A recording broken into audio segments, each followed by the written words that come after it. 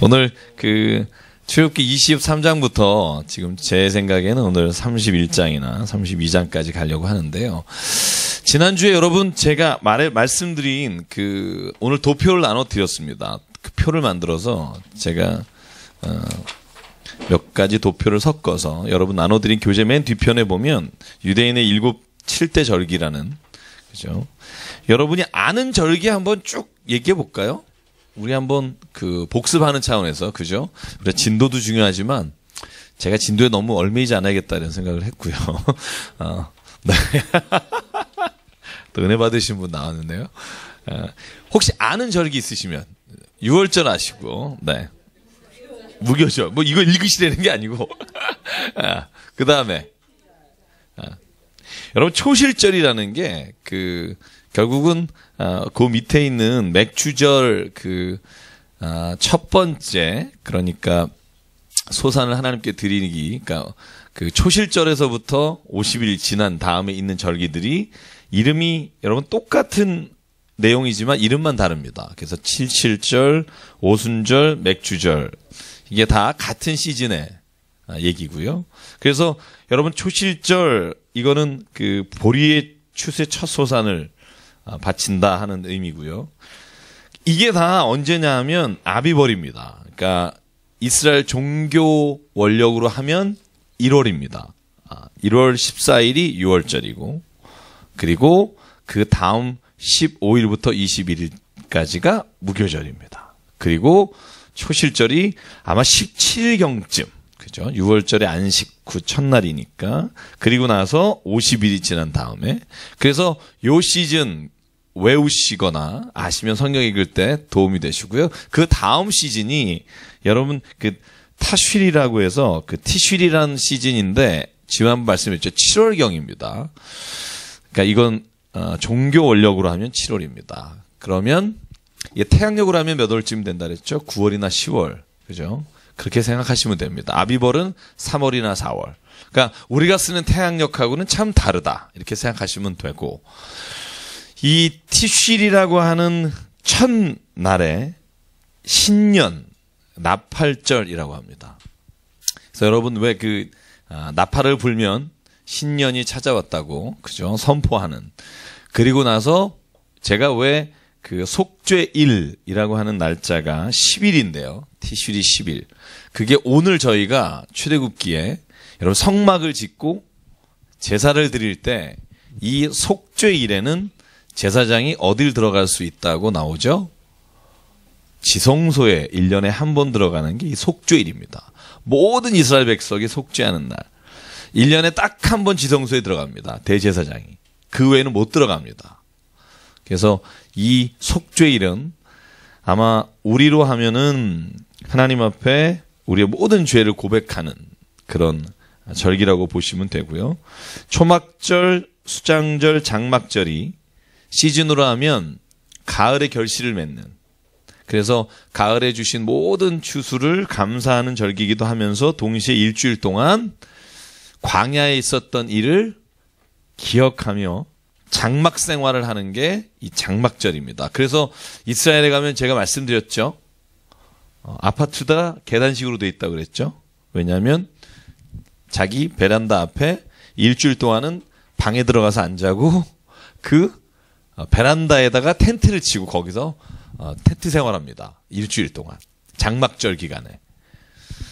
우리나라는 요즘 국기도 안 걸죠. 저희도 잊어버리고 하지만 이 이스라엘 사람들 중에 특히 종교인들은요, 아주 철저하게 지키는 절기입니다. 지금 몇 년 지났어요? 지금 출애굽기가 제가 13세기설과 15세기설이 있다고 했는데 3,500년 전입니다. 3,500년 동안을 지키고 있는 절기예요. 우리나라 3.1절 100년도 안 됐죠, 아직. 그죠? 잊어버리잖아요. 거의 잊어버리는데, 여기 이 나라는 3,500년을 정말 초지일관 그 절기를 지키고, 그걸 따르는 걸 보면 대단한 민족입니다. 정말 그렇게 하기가 쉽지가 않은데. 그래서 여러분, 요 도표를 성경 보실 때 참고하시면 좋겠고요. 그 다음에 오늘 제가 23장, 출애굽기 23장부터 후반절부터 같이 좀 내용을 읽고요. 오늘 그 다음에 주로 그림을 가지고 하겠습니다. 여러분 오늘 그냥 주로 보시면 될 것 같아요. 네, 읽어봤자 오늘 읽으신 분 무슨 내용인지 잘 모르시겠죠. 그죠?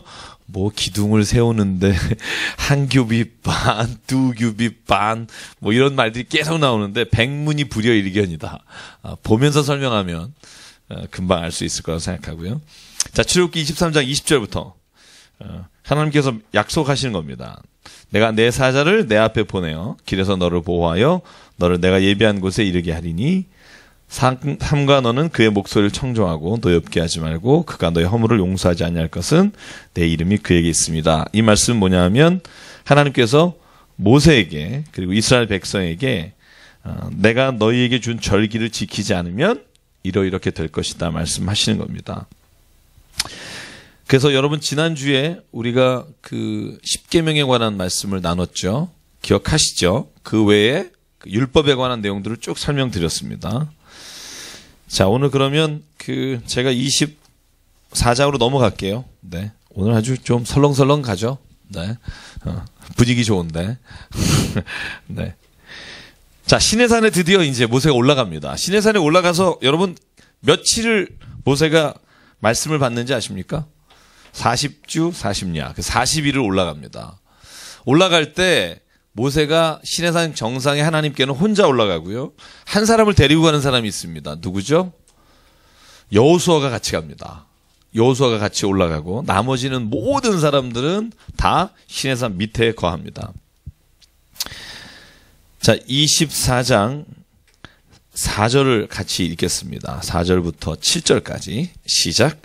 모세가 여호와의 모든 말씀을 기록하고 이른 아침에 일어나 산 아래에 제단을 쌓고 이스라엘 12지파대로 12기둥을 세우고 이스라엘 자손의 청년들을 보내어 여호와께 소로 번제와 화목제를 드리게 하고 모세가 피를 가지고 반은 여러 양푼에 담고 반은 제단에 뿌리고 언약서를 가져다가 백성에게 낭독하여 듣게 하니 그들이 이르되 여호와의 모든 말씀을 우리가 준행하리이다. 아멘. 자, 보십시오. 제가 지난주에도 말씀드렸지만 율법은 하나님이 강제로 주신 게 아니고 이스라엘 백성이 우리가 그 말씀을 준행하고 당신의 거룩한 백성이 되겠습니다. 라고 하나님 앞에 서약하면서 계약이 맺어졌다고 말씀을 드렸죠. 오늘 피를 가져다가 여기에 보면 반은 제단에 뿌리고, 그러니까 하나님의 제단에 뿌리고, 반은 8절에 보면 어디에 뿌리죠? 백성에게 뿌립니다. 그러니까 하나님과 백성 사이에 피로 맺은 계약이 이제 성립이 되는데, 그 성립되는 것의 중심이 뭐냐면 하나님의 율법이 있고 또 하나는 성막입니다. 여러분의 성막이 굉장히 중요한 이유는, 자, 여기를 좀 보실까요? 성막이 나중에 뭐로 발전이 되죠? 성막이 다윗의 시대에 오면 성전이 돼요. 그러니까 이스라엘이 가나안 땅에 정착하면서 첫 번째 왕이 사울이잖아요.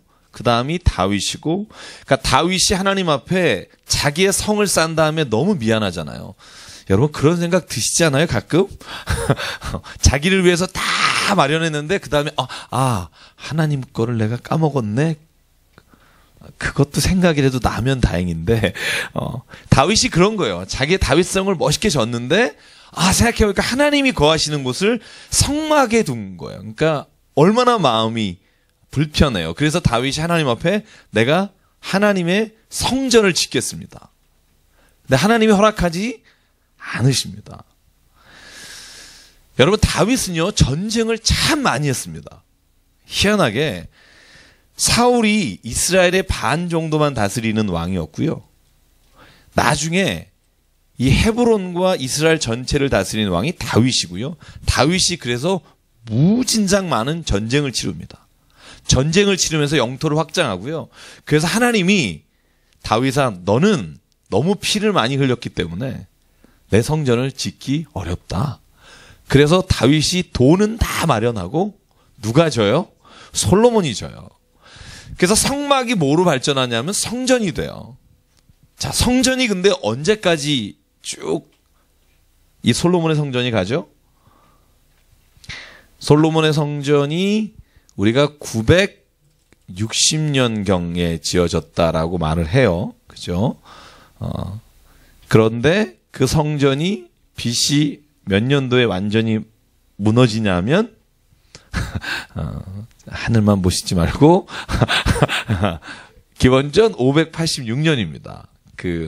여러분 바벨론의 느부갓네살 왕이 성을 완전히 포위해서 18개월 동안 완전히 굶주리게 만듭니다. 그래서 그 예루살렘 성전 안에서 아이를 서로 가위바위보해서 잡아먹는 이야기들, 이런 것들이 예루살렘 성전이 무너질 때 나오는 이야기인데요. 성전이 그때 무너지고 나서 다시 재건하는 이야기가 에스라, 느헤미야에서에 나오고 학개서에 나오고 여러분이 읽는 성경 역사서에 그 이야기가 나옵니다. 그게 기원전 515년. 그러니까 완전히 멸망한 다음에 한 70년 뒤에 성전이 다시 세워지는데 이것이 제2성전이다 부릅니다. 그냥 여러분이 성경을 읽다 보면, 그래서 예수님 시대에 있었던 성전은 제2성전입니다. 물론 헤롯 때 증축이 되지만 기본적인 골격은 다시 포로기에서 돌아온 사람들이 지은 교회가 성전이 제2성전입니다. 근데 이게 또 언제 멸망하죠? 상식입니다, 그냥. 로마가 이스라엘을 쳐들어옵니다. 이건 예수님 시대입니다. 예수님이 돌아가신 이후에 기원 후, 그러니까 예수님 돌아가신 후에 AD 70년에 로마가 완전히 멸망시킵니다. 여러분, 폼페이가 언제 화산으로 망하죠? 집에 가서 숙제를 해오시고요. 지금 거의 이 날씨도 중중한데, 지금 다른데 지금 가 계신데, 그래서 AD 70년에 완전히 성전이 무너질 때 예수님이 예언하신 게 있어요. 그게 뭐죠? 이 성전은 더 이상 돌 위에 돌 하나도 남지 않을 것이다. 그리고 나서 내가 반석 위에, 베드로 위에 뭘 세우겠다? 교회를 세우겠다. 그러면 여러분 보십시오. 교회는 성전하고는 다르죠. 그죠? 교회는 성전하고 다릅니다. 뭐가 다른가? 그게 이제 오늘 우리가 성막을 이야기하면서 예수님이 왜 기존의 성막과 성전에서 드렸던 제사를 다 폐하시고 교회라고 하는 공동체를, 교회라고 하는 곳을 주셨는지를 오늘 한번 얘기를 해보면서 오늘 성막을 이야기하면 이해하기가 훨씬 더 쉬울 거라는 생각을 해봅니다. 자, 이제 돌아오시고요. 자, 25장부터 하겠습니다. 자, 이제 그림을 보여주실래요? 자, 이제 하나씩 보여드리기 전에 25장 1절부터만 제가 여러분에게 일단 참고로 말씀을 나눌게요.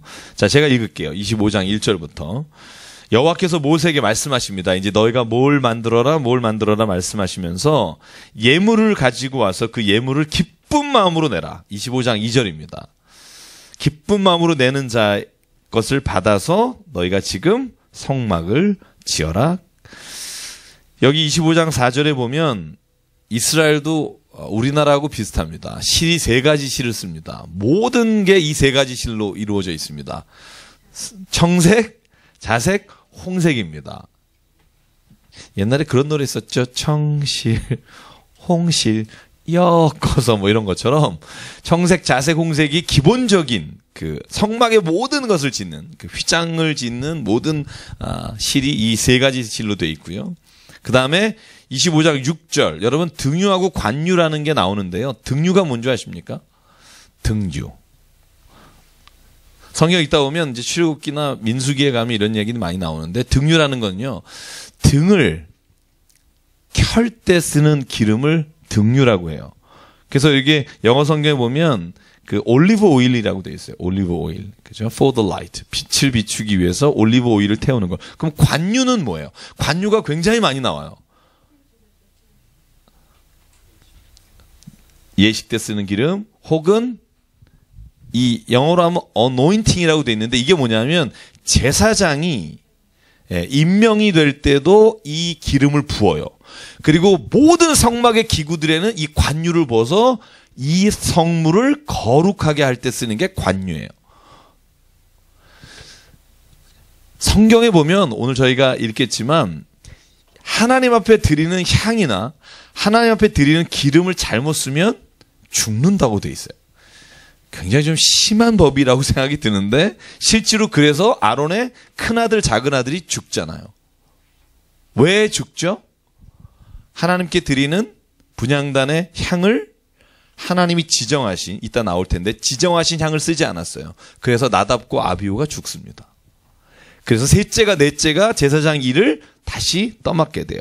엘라살과 이다말이라고 하는 세 번째 아들, 네 번째 아들. 그래서 여러분 이 성막을 다루는 게 굉장히 그 하나님 앞에서 엄격하게 다루고 계십니다.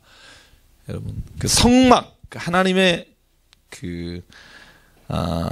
우리가 괴라고 그러잖아요. 법궤라고 하는 거. 여러분 이거 잘못 만져서 죽은 사람이 굉장히 많고요. 들여다보다 죽은 사람이 있고요. 왜 그런 법칙이 있었는가도 한번 저와 여러분 생각해 봤으면 참 좋겠습니다. 자, 그들 중에 8절 9절 같이 읽을게요. 시작. 내가 그들 중에 거할 성소를 그들이 나를 위하여 짓되 물은 내가 내게 보이는 모양대로 장막을 짓고 기굴들도 그 모양을 따라 지을지니라. 그죠? 이제 그래서 하나님이 모양을 설명하십니다. 근데 참 이래가지고 알기가 어렵고요. 제가 그 언약궤를 한번 보여주실래요? 언약궤. 법궤라고 돼 있고요. 네. 쭉 순서대로 넘기면 될 거예요. 옆으로. 법궤 맨 위에 있죠. 네. 자, 여러분 보십시오.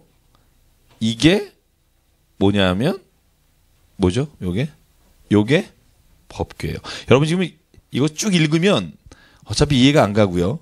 이 법궤를 어떻게 절하하고 몇 규빗반 몇 규빗반 하는 게 있고요.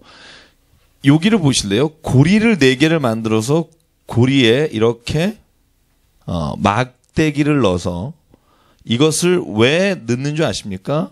이동할 때 이고 이동하는 겁니다. 그런데 성경에 여기에 읽으면 뭐라고 나오냐면 절대 이것을 분리하지 마라. 그대로 두어라. 그래서 여러분 이게 쓰러지려고 할 때 잡았던 게 이 부분입니다. 그리고 여러분 속죄소라는 게 있잖아요. 속죄소. 이거 영어로 하면 커버란 뜻이에요. 커버. 어톤먼트 커버라고 그러는데 이 법궤를 덮는 거예요. 그러니까 속죄소라고 해서 지성소, 성소, 속죄소 이렇게 생각하시는 분이 있어요. 근데 속죄소라는 건 요 법궤를 덮는 걸 속죄소라 그래요. 이 속죄소 위에 오늘 성경에 보면 그룹을 2개를 만들어라라고 돼 있죠. 이 쉐브림이라고 돼 있는데 이 그룹이라는 게 뭐냐면 천사의 형상이에요. 날개를 펴고 얼굴은 어디를 바라보라? 네. 그래서 여러분들 어떤 분은요 이 사진을 보면 이렇게 생겼다고 생각하는 사람이 있어요. 한번 인터넷에 가보시면요 이 속죄소의 그림이 그린 사람마다 다릅니다. 어떤 사람은 이렇게 돼 있고요. 그러니까 이건 그냥 상상해서 그린 겁니다. 아마 이런 모습이었을 것이다. 근데 어떤 사람은 천사를 그려놓은 사람이 있어요. 그러니까 가서 그린 데마다 좀 다른데요. 그래서 기본적으로 제일 중요한 게 법궤입니다. 법궤 안에 들어가는 게 다시 한번 반복합니다. 하나님의 십계명 돌판이 들어가고 아론의 쌍난 지팡이가 들어가고 만나가 항아리에 넣어서 보관하라. 우리 지난주에 기억나시죠? 3가지가 들어갑니다. 이 증거궤는요, 이 법궤는요, 이 언약궤는요, 다 같은 말입니다. 증거궤, 법궤, 언약궤. 왜 그런 말 쓰냐면 법궤란 하나님의 법이 거기에 있다는 말이고 증거궤란 하나님이 나타나신 증거들이 거기에 있는 거예요. 아론의 쌍난 지팡이 만나, 그죠? 언약이란 그것을 통해 하나님이 우리에게 약속했다. 그래서 같은 말입니다. 3가지가 다른 말이 아니고요. 이스라엘이 이동할 때 여러분 동쪽으로 이동하거나 보통 우리가 지금 각도가 동쪽으로 가잖아요. 쭉 가나안 땅을 갈 때 그때 매일 앞에 세우는 게 뭐냐면 법궤입니다.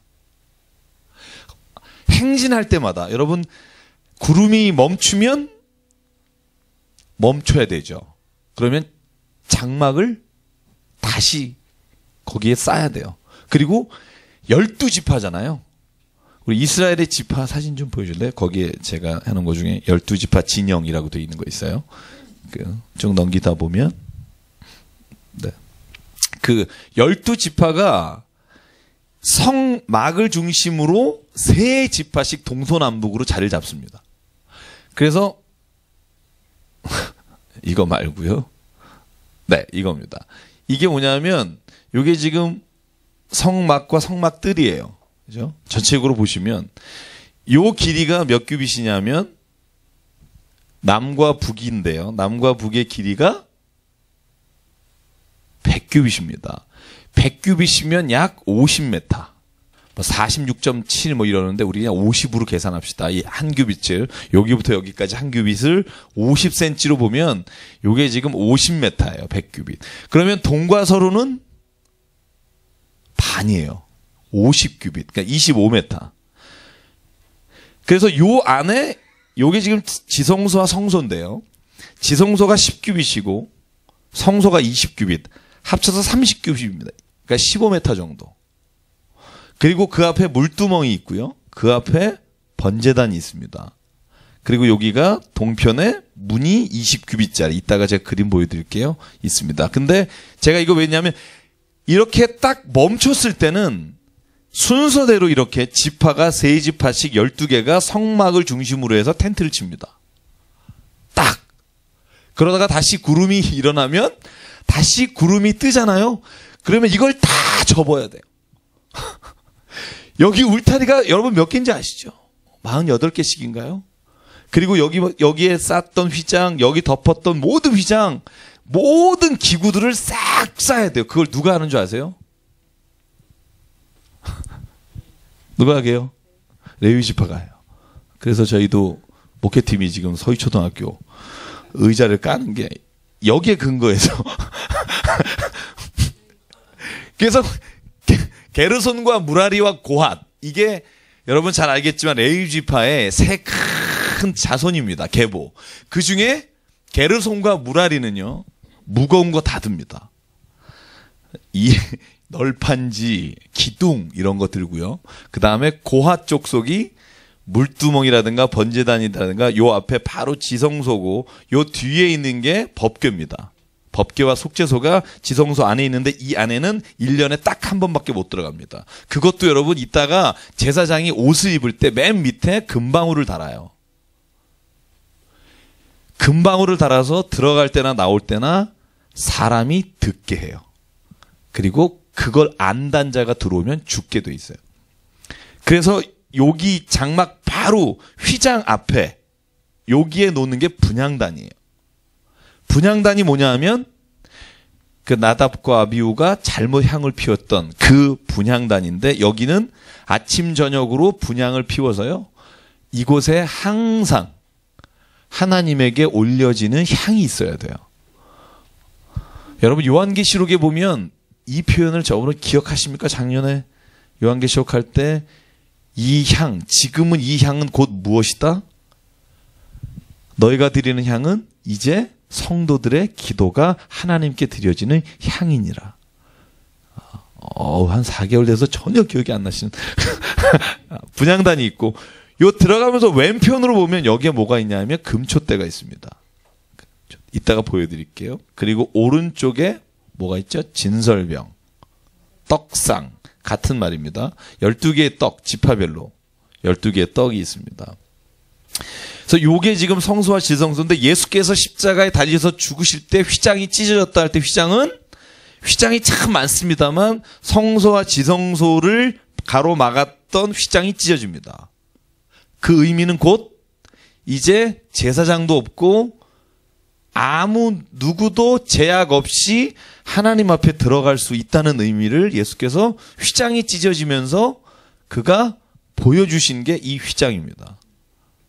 굉장한 의미가 있습니다. 여러분 괜히 그냥 그게 마태복음 마지막 장에 휘장이 찢어져라 이런 말씀이 있는 게 아니라 휘장이 찢어진 이유가 바로 성소에서, 그러니까 예를 들면 성전에서 드렸던 예배를 이제 더 이상 내가 안 받겠다. 다시 말하면 제사장이나 특별한 위치에 있는 사람들이 하나님을 만나는 게 아니라 이제는 내가 누구든지 만나주겠다. 이게 휘장이 찢어진 사건입니다. 그때 찢어진 휘장은 이겁니다.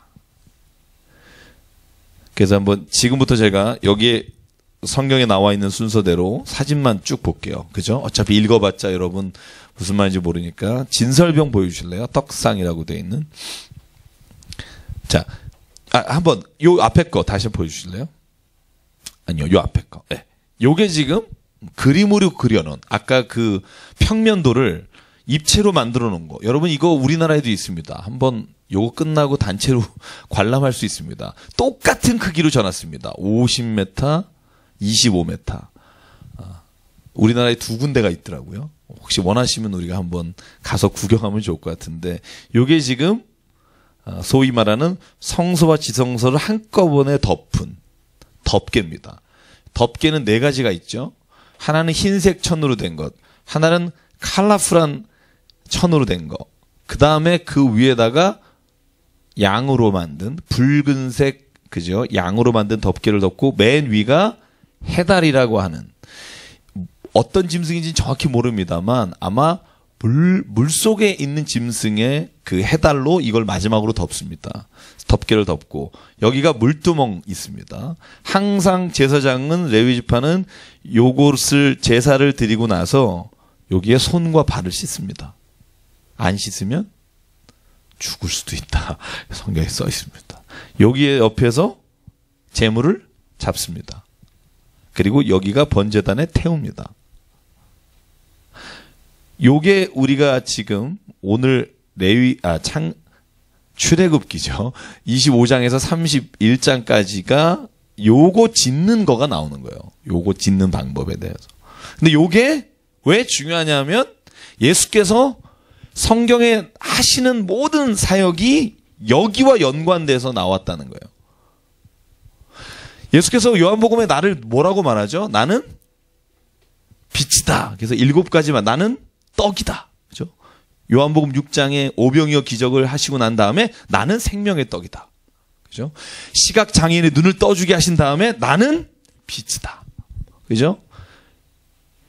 아까 제가 보여드렸던 7 촛대 있죠. 그게 성소를 비추는 빛입니다. 보시면 알겠지만 이게 구름 기둥이 올라간 거예요. 지성소에서 구름 기둥이 올라가고요. 여기엔 빛이 들어갈 수 있는 군역이 하나도 없습니다. 그러니까 성소와 지성소에는 빛이라고는 구경도 못합니다. 그래서 거기는 항상 뭘 피우냐 하면 금초대에 빛을 비추게 돼 있어요. 올리브 기름으로. 그 빛 외에는 밖에서 들어오는 빛이 없어요. 24시간 빛을 비추는 건 금초대 빛입니다.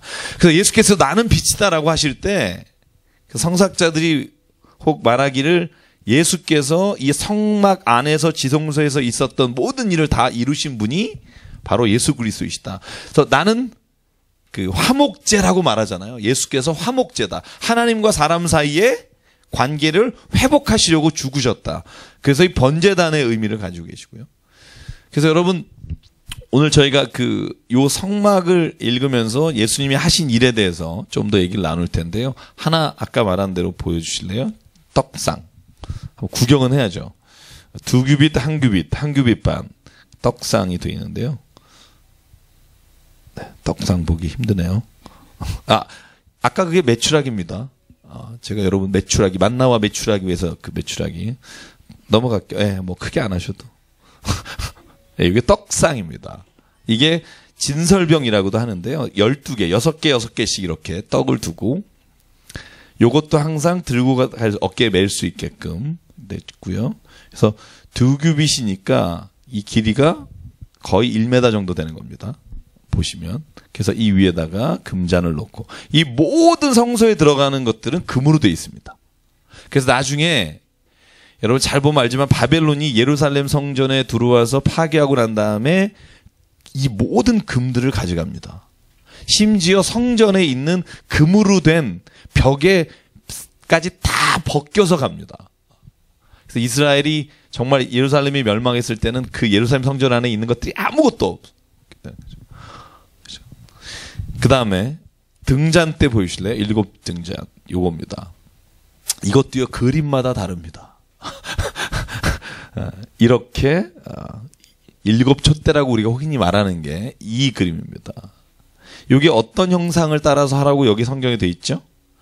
여러분 여기에 보면 살구꽃 형상의 잔셋과 이렇게 되어 있습니다. 그래서 살구꽃 형상으로 된, 그래서 살구꽃 형상으로 이렇게 후대에 만든 겁니다. 여러분 예루살렘 성전에 있는 걸 보고 만든 게 아니고요.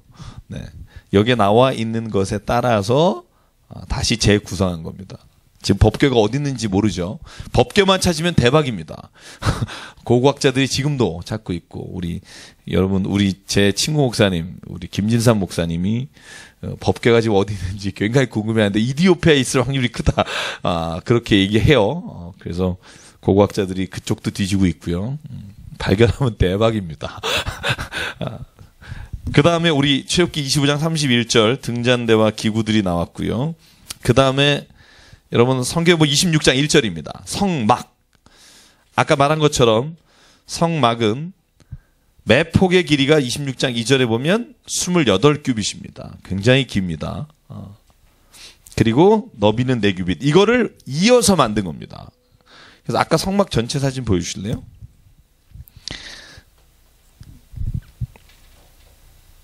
네, 요건데요. 네. 요게 지금 성막을 덮고 있는 그 휘장입니다. 요 성막 자체를 만들어 갈 때 요 위에 덮는 휘장들을 만드는 방법에 대해서 나와 있는 겁니다. 그리고 나서 여기가 아까 말한 흰색으로 된 천, 그 다음에 요게 칼라로 된 천, 그 다음에 요게 붉은 수양, 껍질로 만든, 그 다음에 요게 해달로 만든, 그래서 4가지를 덮게 됩니다. 그걸 여기에 지금 설명을 쭉 해서 거기에 고리를 달아서 연결을 해서 이렇게 하라라고 말한 부분이 여기고요. 넘어갈게요. 제가 그림만 보여두고 넘어갈게요. 그게 낫겠죠. 그죠? 이걸 여러분 읽어봤자. 집 혹시 관심 있는 분은 집에서 만드시고요. 27장 1절. 번제단입니다. 번제단은요, 아까 보셨겠지만, 번제단이 2m 정도 됩니다. 왜냐하면 여기에 보시면 5규빗입니다. 5, 25, 2m 50 정도 되겠네요. 그래서 정사각형으로 만듭니다. 그래서 5규빗의 제단을 만들고 이 위에다가 노수로 만듭니다. 왜냐하면 태워야 되니까. 그래서 이 위에다가 재물을 얹어놓고 태워서 하나님께 흠양하는 것이 이 번제단입니다. 받침은 없어서 여러분 그림을 보시면 밑에 돌로 놓은 데도 있고요. 그림마다 좀 다양합니다. 그래서 일단 번제단을 이렇게 만들어라. 그리고 아까 성막의뜰 보여드렸고, 자 27장 20절과 21절만 같이 읽을게요. 아까 등불을 관리할 때 어떻게 관리해라? 20절 21절에 나옵니다. 같이 읽을게요. 시작.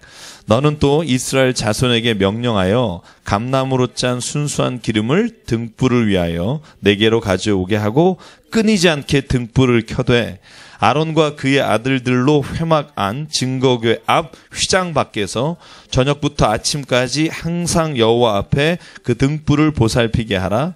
이는 이스라엘 자손이 대대로 지킬 규례니라. 그러니까 등불은 절대로 꺼트리면 안 된다는 거죠. 그죠? 아침과 저녁으로 등불을 계속 태우라는 겁니다. 그게 등불에 대한 규례고요.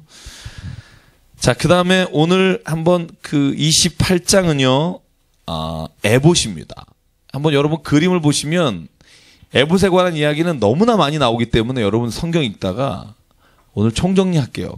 그래서 제사장이 입는 옷입니다. 옷인데 옷이 굉장히 의미가 있습니다. 그 옷 하나하나가. 그래서 제가 그린 건 아니고 누가 잘 해놓으신 게 있길래 제가 인터넷에서 받아가지고 옷 그림 있는 쪽.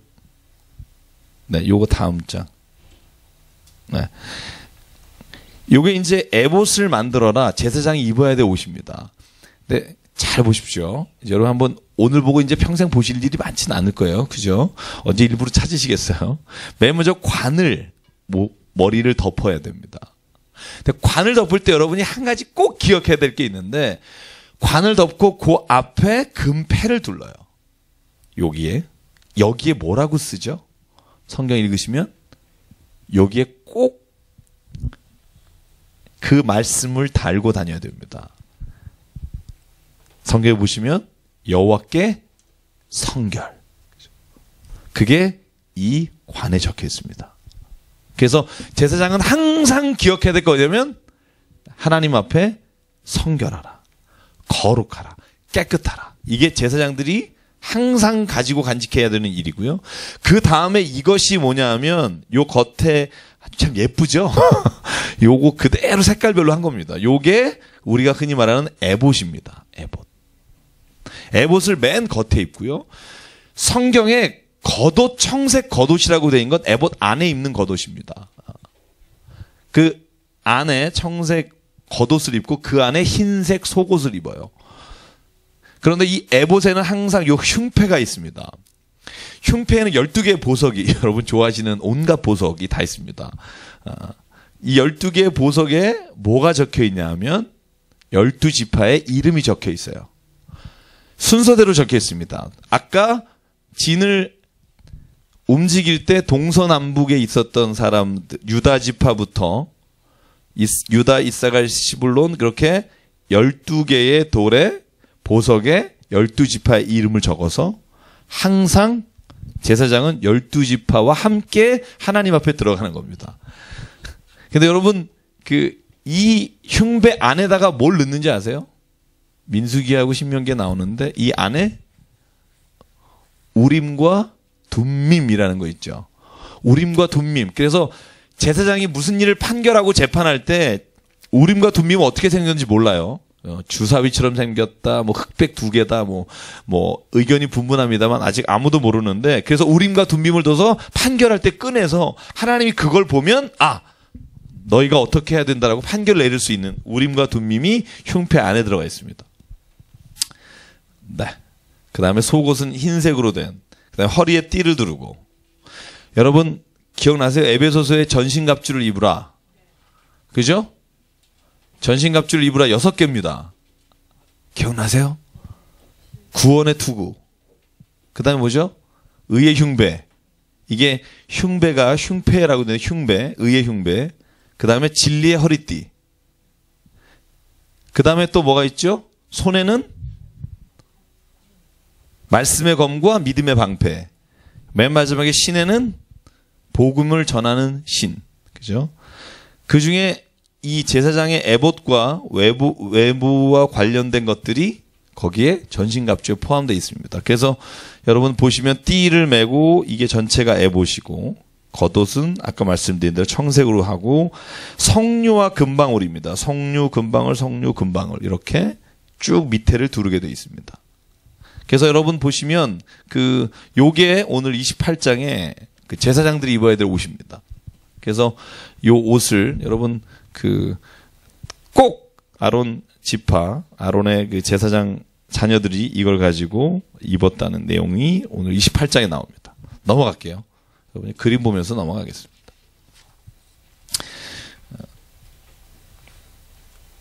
자, 28장 42절. 제가 지난주에 여러분에게 말씀드린 거 여기 한번 읽고만 갈게요. 지난주에 읽었던 기억나시죠? 네. 제사장인 속바지를 입어라. 그래서 배로 속바지를 만들어서 사람들이 보지 못하게 하라. 그게 아까 제단에 올라갈 때 돌을 계단을 쌓지 말라. 우리 지난주에 했던 말씀 기억하시고요. 자, 제사장 직분을 위임할 때 오늘 하나님께서 어떻게 제사장 직분을 위임해야 되는지에 대해서 송아지를 잡을 때 하고 양을 잡을 때 쭉 설명한 부분이 있습니다. 여러분 이 부분에 대해서 좀 설명을 드리면 제가 그냥 간단하게 할게요. 29장 10절만 읽어볼게요. 같이 읽겠습니다. 오늘 저는 왜 이렇게 덥죠? 저만 덥나요? 그죠? 왜 자꾸 벗으라 그러세요? 자꾸 벗으라고. 그래요? 자, 아론의 제사장은요, 제사장의 위임식을 할 때 숫송아지를 잡고 그 다음에 수양을 잡고 또 수양을 잡습니다. 그래서 하여간 일반 사람들보다는 굉장히 까다롭게 제사장 위임식을 합니다. 그래서 여러분 오늘 보시면 10절, 15절, 19절에 보면 수양을 잡고 숫송아지를 잡고 이렇게 하라는 부분 중에 19절만 볼게요. 19절부터 21절까지 같이 읽겠습니다. 29장 19절에서 21절. 자, 시작. 너는 다른 수장을 택하고 아론과 그 아들들은 그 수장의 머리 위에 안수할지며 너는 그 수장을 잡고 그것의 피를 가져다가 아론의 오른쪽 귓부리와 그의 아들들의 오른쪽 귓부리에 바르고 그 오른손 엄지와 오른손 바르고 그 피를 제단 주위에 뿌리고 제단 위의 피와 관유를 가져다가 아론과 그의 옷과 그의 아들들과 그의 아들들의 옷에 뿌리라. 그의 옷과 그의 아들들과 그의 아들들의 옷이 거룩하리라. 여기에 나오는 게 뭐죠? 관유. 그죠? 관유가 아까 말씀드린 대로 거룩하게 하는, 깨끗게 하는 기름. 그것이 관유입니다. 참 재밌어요. 왜 그런지 모르겠지만 귓부리에 바르고 오른손 엄지와 오른발 엄지에 이 관유를 발라서 너희를 깨끗하게 하라. 자, 여기를 지금 보면 여기서 이제 우리가 예배에 대해서 한번 생각을 해보면 그래요. 이 성막에 들어가는 대제사장이, 여러분 잘 보십시오. 이 신약이 대제사장의 중간 어떤 하나님과 사람 사이에 이어주는 중간 사람이 없어진 거잖아요. 그러면 굉장히 해방감이 있죠. 예전에는 대제사장이 우리를 대신해서 하나님께 들어가서 속죄를 했는데 이제는 그게 없어지고 우리가 직접 나가잖아요. 누구든지 하나님 앞에 내가 회개하잖아요. 뭐 가끔 목사님 시켜서 하시는 분 있으세요? 뭐 없잖아요. 근데 그게 오히려 좋은 것이기도 하지만 굉장히 부담되는 일이라는 것을 알아야 한다는 거죠. 왜냐하면 내가 대제사장과 같은 사람이 되어 하나님 앞에 나가야 된다는 겁니다. 그러면 어떻게 나가야 되느냐? 대제사장이 나갈 때 그 모습과 그가 한 일을 똑같이 우리도 하나님 앞에 나가야 된다는 거예요. 어떻게 나가요? 늘 목욕합니다. 하나님 앞에 나갈 때는 정결하게 씻고, 그 다음에 옷을 아까 말한 대로 다 챙겨 입고, 그리고 기름으로 자기를 정결하게 하고, 그리고 주 앞에 나갑니다. 참. 제가 지난 어제 성경 공부 혹시 강북에 못 가셨나요? 가셨잖아요. 그래. 강북에 제가 말라기에 보면 하나님 앞에 나가서 예배 드리는 그런 모습에 대해서 하나님께서 말라기를 통해서 말씀하시는 부분이 있는데요. 예배를 잘 드린다. 예배를 경홀하게 드린다. 이게 구약의 이스라엘 사람들에게는 세상에 제일 중요한 일이 예배 드리는 일입니다. 오늘 아마 이것 때문에 안 오신지 모르겠는데 예배를 어떻게 드리느냐가 대제사장이 하나님께 나가서 하나님을 만나는 것과 우리가 지금 예배 드리는 것과 동일한 선상에 있다는 거예요. 그럼 이제 자기 예배를 돌아보게 돼야죠. 그죠?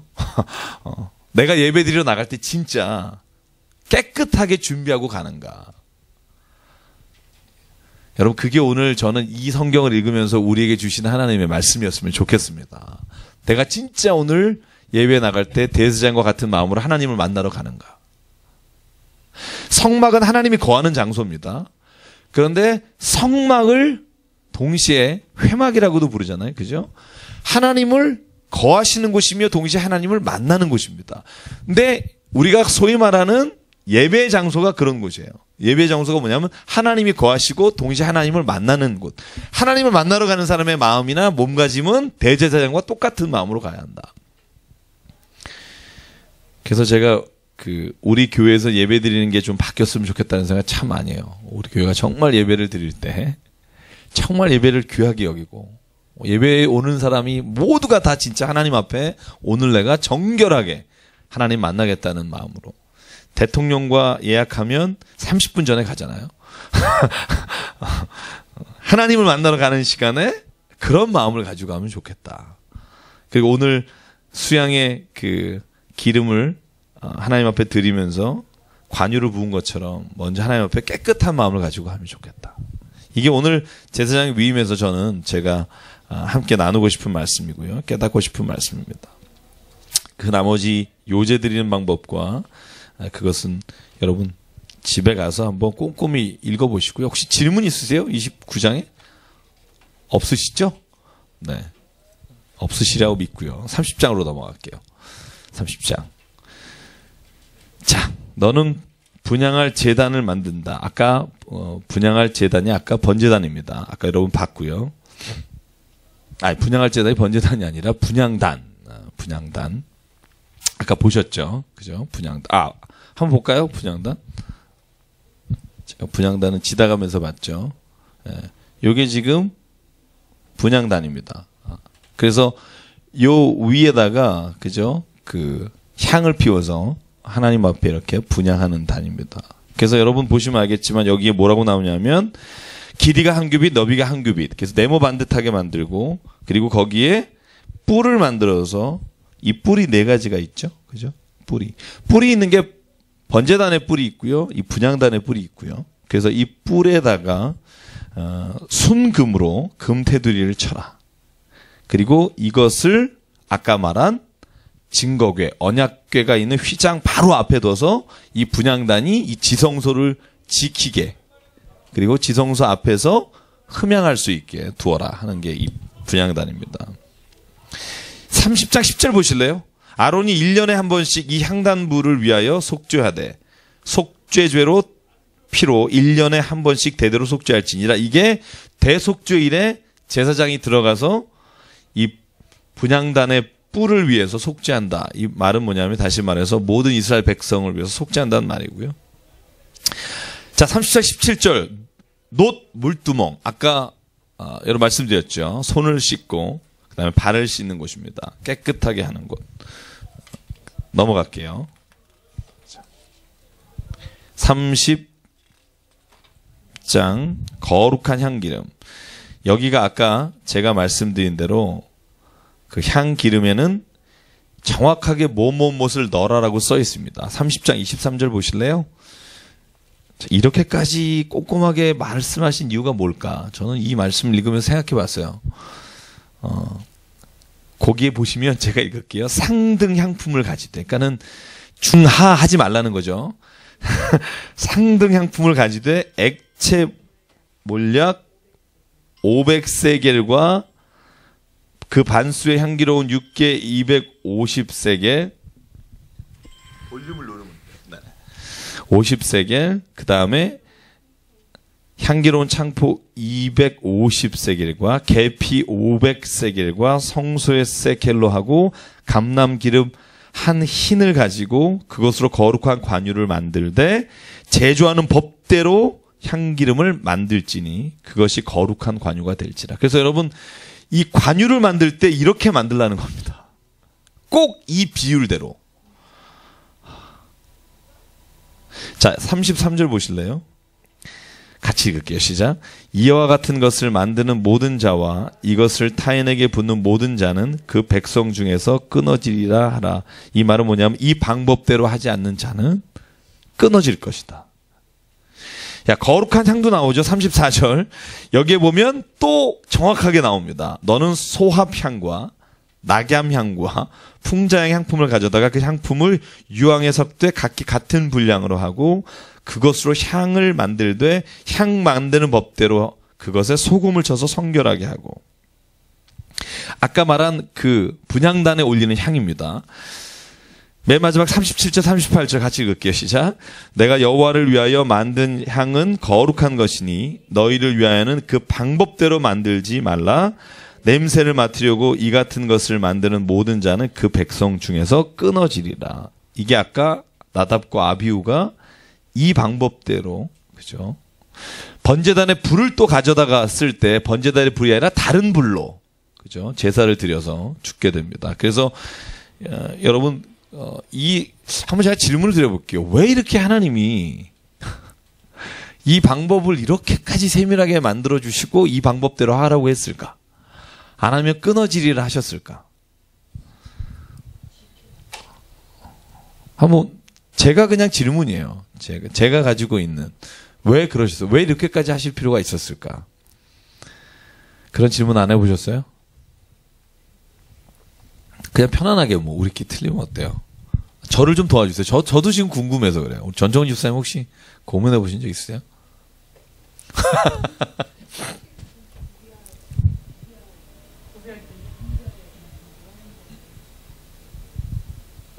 구별하는 거.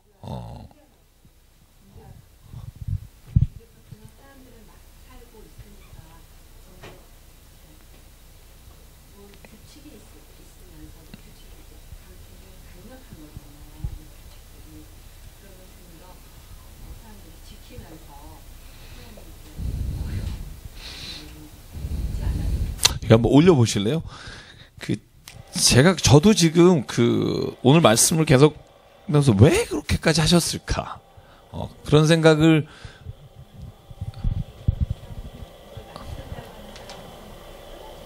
네.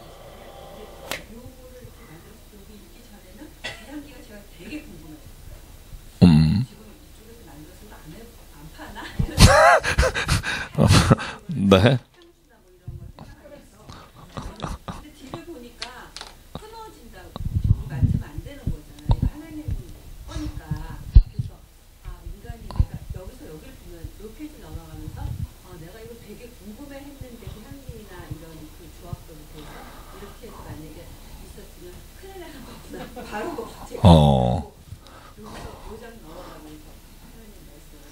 하여간 뭐 다양하게 깨닫게 되네요.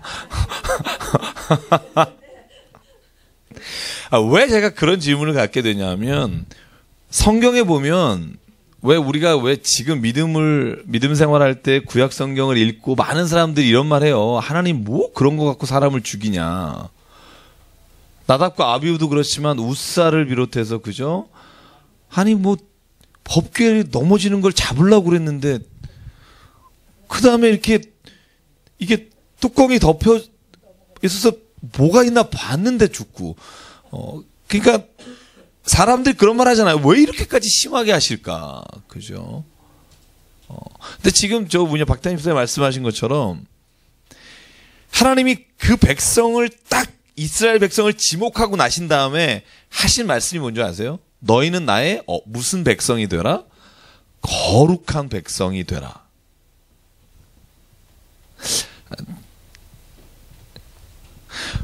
왜 그래서 우리가 거룩한 땅, 홀리랜드라는 말을 쓰고요. 그 다음에 거룩한 백성이 되라. 그리고 너희는 거룩하라. 이게 하나님이 사람을 부르시거나 민족을 부르시거나 그 땅을 축복하실 때 쓰신 말이, 모세도 부를 때 그랬죠.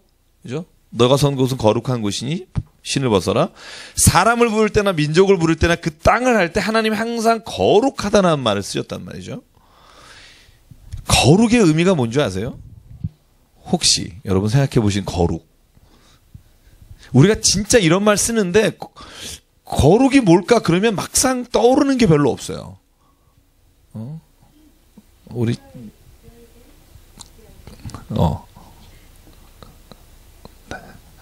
아주 하나로 밀고 가시는 우리 구별로 그냥 오늘 밀고 가시고 집사님. 거룩하면 떠오르는 게 뭐세요? 성경에 이런 단어가 진짜 많은데 예수님도 하셨어요. 너희가 거룩하라.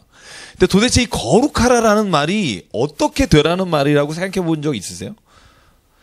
그리고 당신은 거룩한 백성입니다. 그리고 아멘 하는데 도대체 그게 어떻게 하라는 건지 구체적으로 내가 그 말의 의미를 되새겨 보신 분.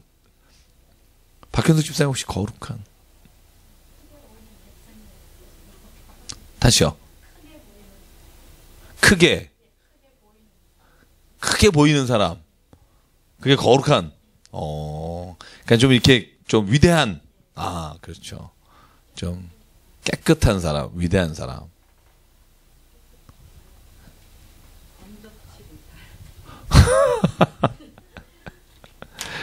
그러니까 근접하기 어려운 사람. 그죠?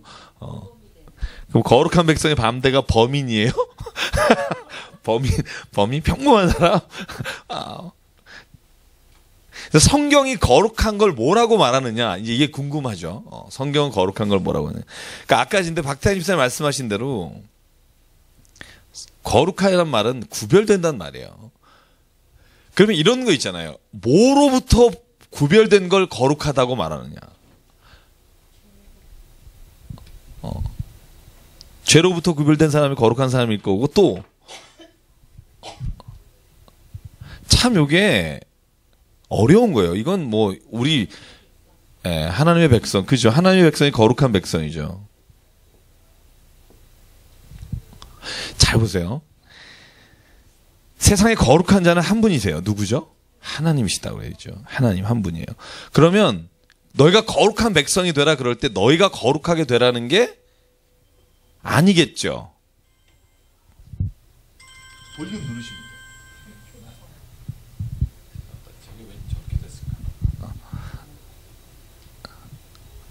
자, 보세요.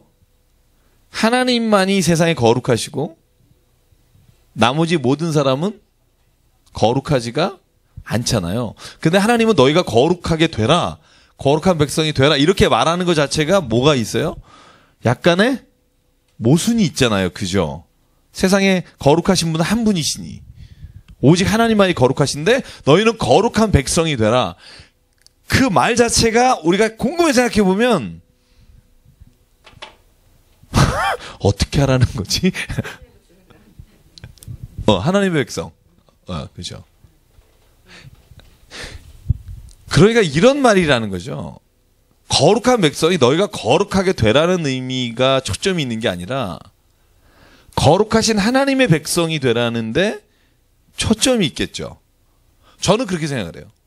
하나님만이 거룩하시니까 거룩한 백성이 되는 방법은 하나님의 백성이 되는 방법인데 하나님의 백성이 된다 할 때 하나님이 정하신 기준이 있는 거예요. 그죠? 정하신 기준이 너희가 하나님 앞에 나올 때 이렇게 나와라. 그러면 너희가 나의 백성인 줄 알리라. 그죠? 그러니까 이 법이 굉장히 중요한 거죠. 지금은 이 법대로 우리가 안 하지만. 그죠? 근데 이걸 지금 우리가 사는 세상에도 적용을 해보면 심각하다는 거죠. 우리가 하나님의 백성이고 하나님의 거룩한 백성이 될 때 구약처럼 이렇게 율법을 따라서 살아가면 네가 하나님이 정하신 법에 따라 살아가면 너희가 거룩한 백성이다. 일컬음을 받을 것이다. 근데 오늘날 만약에 그러면 우리가 거룩한 백성이다라고 말하는 기준이 뭘까? 그죠? 이건 구약에서 하나님의 거룩하신 백성의 기준이라면, 그러니까 하나님의 율법으로 말씀하신 대로 살아가면 하나님이 그걸 거룩하다 일컬어 주신다 그러잖아요. 근데 지금은 신약에 왔을 때 우리가 지금 하나님 믿고 있는데 우리가 어떻게 하면 거룩한 하나님의 백성이 될까?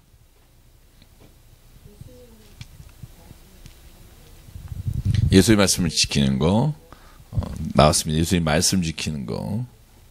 네. 또 네? 예수님 닮아가는 거.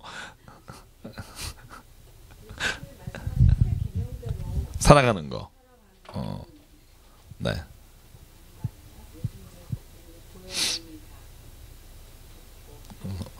이 덧입고. 집사님은 믿음으로. 자, 뭐 혹시 순종. 좋은 말 다 나오네요, 오늘. 이게 이제 마지막 주제가 될 것 같아요, 오늘. 네. 뭐가 될까요? 편하신 대로. 다 나왔어요, 좋은 얘기? 더 이상 좋은 얘기 할 게 없어요? 이거 진짜 저는 되게 궁금한 것 중에 하나예요. 하나님의 거룩한 백성이다라고 했을 때, 지금도 그게 유효하잖아요? 예수께서 하신 말씀이 그 말이고. 그 말씀을 우리가 믿을 때 어떻게 거룩해야 되느냐. 근데 성경에 그런 표현이 있죠. 예수님의 피로 말미암아, 그죠? 우리가 거룩하게 된다. 구원함을 입는다. 여러분, 구원함을 입는다라는 말하고 거룩하다는 말이 신약에 오면 거의 동일한 말이라는 거 아시죠? 그죠? 구원을 입은 사람이 거룩한 백성이에요. 그죠? 그럼 이제 박태환 집사님 말씀하신 것처럼 여기에는 믿음이 포함이 되겠죠. 그죠? 믿음이. 그죠? 그러니까 가장 중요한 게 뭐냐면 하나님의 것이 돼야 한다는 거죠. 하나님의 것이 돼야 하나님의 거룩한 백성이 되기도 하고 하나님의 거룩한 성물이 되기도 하고, 제가 아까 보여드린 모든 성물 있잖아요. 번제단, 심지어 물두멍. 그 물두멍이 성막 앞에 있으니까 제사장이 손 닦고 발 닦는 거지, 만약에 그걸 어떤 사람이 자기 집 앞에 가져가서 손 닦고 발 닦으면 그걸 우리가 성물이라고 불러요? 안 부르겠죠. 성물이라고 부르는 이유가 뭘까? 하나님의 성막 앞에서 하나님의 일을 위해 쓰임 받을 때 그걸 우리가 성물이라고 그러잖아요. 그죠? 똑같은 물건이라도 그게 우리 집에 와서 내가 우리 애들하고 거기서 수영하거나 몸 닦으면 성물이 아니라는 거죠. 그러니까 거룩한 기준이 그 물건에 있지 않다. 거기까지는 동의하시죠? 네. 그 물건에 있지 않으면, 그러면 거룩한 것은 무엇이냐면 하나님의 손 안에 쓰임 받고 있느냐 아니라의 기준이 거룩함의 기준이라는 사실이죠. 그죠? 그러니까 하나님의 옆에 손에 쓰임 받는다는 말이 뭐예요? 그 말이 뭘까? 그 말이 뭘까? 하나님 앞에 쓰임 받고 있다. 그게 오늘 마지막 숙제입니다. 하나님 앞에 쓰임 받고 있다. 여러분 하나님 앞에 쓰임 받고 있으십니까? 쓰임 받고 있으세요?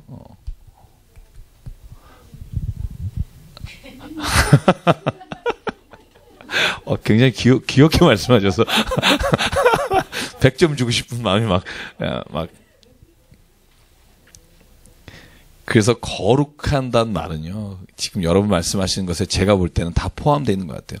이건 정말 정답이 있다기보다는 우리가 그 말씀 가운데 깨닫는 거라고 생각하는데, 첫째 구별되는 겁니다. 그러니까 세상에서 우리가 살아가는 방식과 세상에서 내가 하는 방식이 아니라 하나님이 말씀하시는, 또 예수께서 말씀하시는 그 말씀대로 구별되는 겁니다. 구별될 때 이건 거룩한 물건이다라고 말하는 것처럼 하나님 앞에서 구별되는 거고, 그 다음에 우리의 힘이 아니라 하나님의 힘으로 인해 내가 세상을 살아간다고 할 때 하나님의 백성이 되고 거룩한 백성이 된다는. 그래서 저는 개인적으로 그런 생각을 해요. 하나님, 저는 주께 거룩하게 쓰임받기 원합니다. 그래서 나는 존재론적으로 거룩하게 되는 게 아니라 거룩한 일에 쓰임받는 거다. 그게 하나님의 거룩한 백성으로 내가 살아갈 수 있는 방법이다. 그러니까 쉽게 말하면 거룩한 백성은요, 바꿀 수 없는 영원한 그 사람이 거룩한 백성이다가 아니라 언제라도 거룩한 백성에서 거룩하지 않은 백성으로 바뀔 수 있다는 거예요. 저와 여러분. 전 이게 그러니까 두려운 마음이기도 하기도 합니다. 그죠? 거룩하다는 게 내가 확 변하면 얼마나 좋겠어요. 그죠? 내가 막 죄도 없어지고 막 깨끗하돼서 보는 사람마다 그냥 얼굴이 하얗게 되면서 내가 막 이렇게 천사 날개치고 막 이렇게 돌아다니면 얼마나 좋겠어요. 근데 어느 누구도 그렇지 않다. 늘 내 삶에서 항상 내가 거룩한 하나님께 쓰임 받을 것이냐, 아니면 내 욕망과 내 욕심에 따라 쓰임 받게 될 것이냐, 이거 항상 내 앞에 놓여 있는 거고, 하나님의 거룩하신 뜻을 따라 거룩한 일에 쓰임 받을 때 내가 하나님의 거룩한 백성으로 지금 내가 거하고 있는 거고, 내가 만약에 그러지 못하면 오늘도 내 삶은 하나님의 거룩한 백성으로 살아가지 못하는 거고. 저는 오늘 말씀을 읽으면서 그런 묵상을 해봤습니다. 저와 여러분이 하나님의 거룩한 일에 쓰임받기를 원합니다. 그러면 우리가 주의 거룩한 백성이 될 겁니다. 그래서 하나님의 나라가 하나님의 통치가 있는 곳이잖아요. 어떤 따로 지역적으로 떨어진 게 아닌 것처럼 하나님의 백성도 마찬가지예요. 지역적으로 어디 있는 사람이 하나님의 백성이 아니라 하나님의 통치하심이 그 삶에 있는 사람이 하나님의 나라며 하나님의 사람이며 하나님의 백성이며 그가 거룩한 자이다. 그래서 오늘도 하나님의 통치하심에 내가 살아가고 있는지, 그게 아까 말씀하신 여러분 말씀도 되고 순종도 되고 닮아가는 것도 되고 그 가운데 있는지, 그게 가장 중요한 거라고 생각하고요.